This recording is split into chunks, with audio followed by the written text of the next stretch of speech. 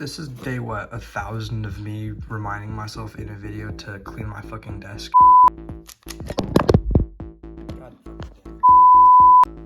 Alright, so if you want to get better at solving a 3x3 Rubik's Cube, what you first want to do is you want to practice OH.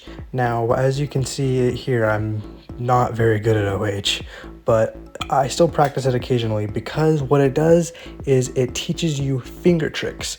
And those finger tricks are going to help you even in a two-handed solve, because sometimes your hand might cramp up and sometimes you just might make a mistake. Eventually you will need to know those finger tricks even when you're solving with two hands. Finger tricks in general will help you because it'll help you turn the cube faster, and it'll show you how to do algorithms because there are certain finger tricks that are needed for certain algorithms. Like for example, a J perm, there's a specific U move finger trick that you need to know for that.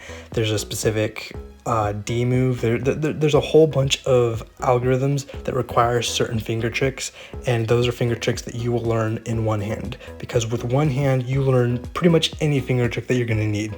Another thing is become color neutral, because once you're color neutral, it'll help you during your inspection time. It'll let you see a lot more things, and once you see those more things, then you can look ahead more, and it'll train you to look ahead more so that you can see what's coming up, obviously, but also so that you can know what's coming in your solve, and you can train your muscles to know what they need to do next. Another thing that will help you is learn RU, but don't necessarily use it, because what RU has is it teaches you some good F2L, and it also teaches you a lot of PLL and OLL. It doesn't teach you anything special about the cross, but it will teach you so much about pretty much all the complex algorithms of CFOP are in RU. And while RU does have more algorithms than CFOP, I think I will have to double check that.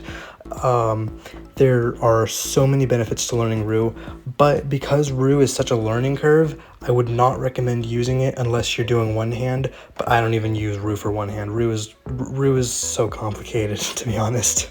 And obviously learn CFOP if you haven't already. It's so much faster than beginner's method, and it also allows for so much improvement. When you're learning with beginner's method, sure, you might learn how to do F2L, but you're not going to get the benefits of CFOP, because with CFOP there's so much room for skips, so much potential with OLL skips.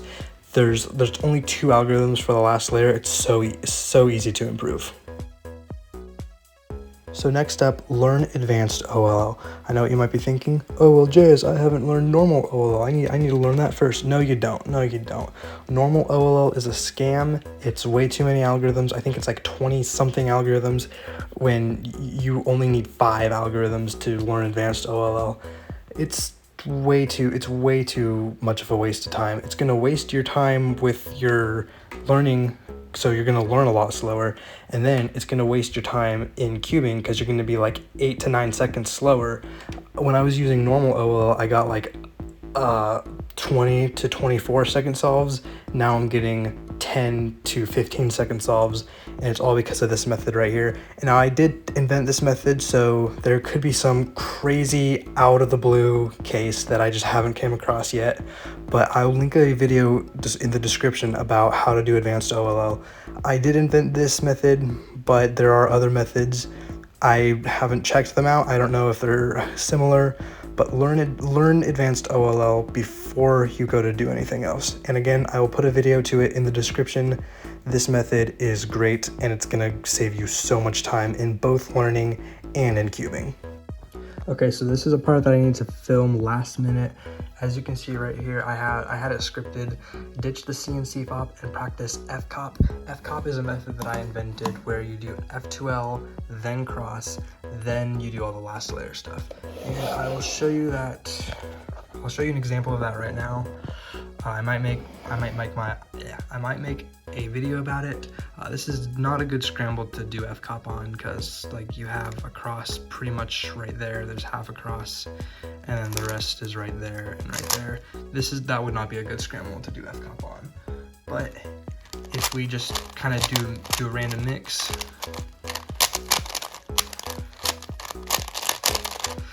Okay, so FCOP is you do the F2Ls before you do the cross. And it's a lot easier because, I mean, if you use intuition, which I'm at this point, most of you probably do. If you use your intuition, you can figure out how easy it is to make F2Ls before you actually have committed to a cross.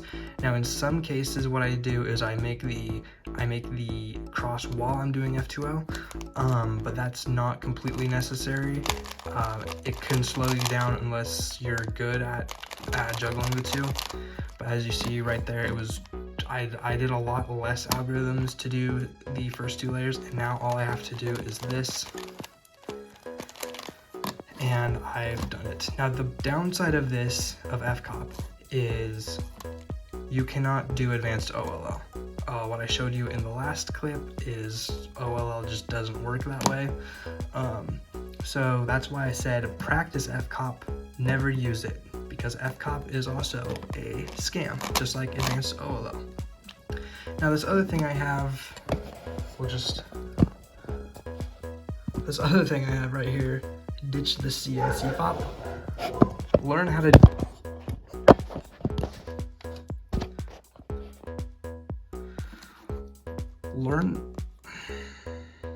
why is it doing that?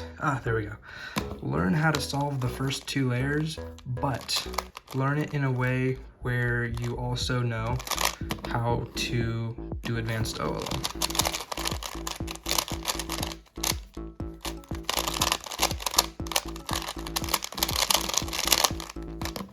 And if you take all these tips into consideration, you're probably going to want to do them one at a time. It'd be pretty hard to implement all of these at once, but if you start implementing these tips one at a time, maybe go back and review all of them, then you will have no trouble seeing sub 20, sub 15, 6-second average, and you'll just be a great cuber all of a sudden. It doesn't work like that. It obviously does take a lot more practice, and the biggest thing that works for me, the thing that allows me to get 6, 7, 8-second solves, is because I've been doing this for I've been doing this for 6 years. I've spent 6 years of my life learning how to do this stuff fast. I've been quick my entire life. Now, I did take breaks. I did take a lot of breaks. But like when I was like, how old was I when I started? I was like 6 when I got, I'm gonna make a story about it. I'm gonna make a story time video, how I got into cubing. I won't cover it right now. But when I started cubing, I was averaging 2 minutes, and now I'm averaging 12 seconds.